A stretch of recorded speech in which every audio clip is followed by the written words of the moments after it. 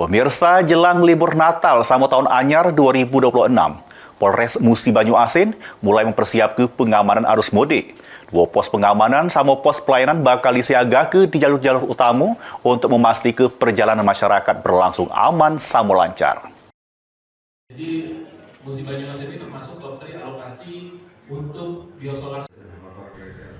Menjelang libur panjang Natal sama Tahun Anyar, Polres Musi Banyu Asin melakukan rapat koordinasi lintas sektoral di Mapolres Muba.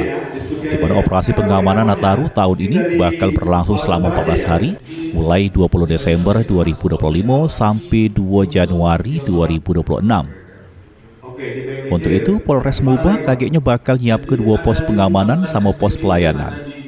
Di lokasi strategis jalur lintas timur baik arah Jambi maupun jalur ke wilayah Jiru Kabupaten Muba. Setiap pos tersebut kagetnya bakal disiaga ke personil gabungan dari Polri, TNI, pemerintah daerah, pramuka, sampai tenaga kesehatan.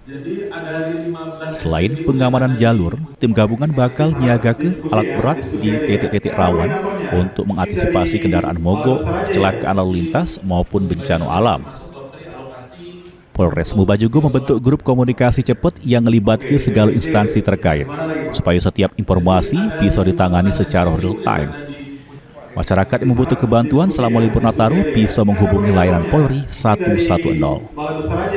Dalam rangka pelaksanaan operasi ini, berdasarkan perkiraan intelijen kita kerawanannya, tadi sampaikan masalah kemacetan dan lain-lain, longsor.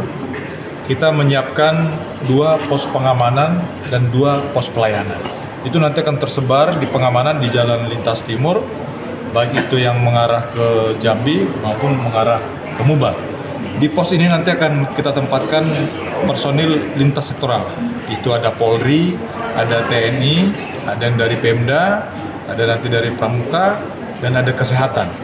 Dan tadi kita sepakat untuk menempatkan alat berat di titik-titik yang rawan. Contoh rawan longsor dan mengantisipasi kendaraan-kendaraan yang mogok. Ruzi Iskandar, PAL TV.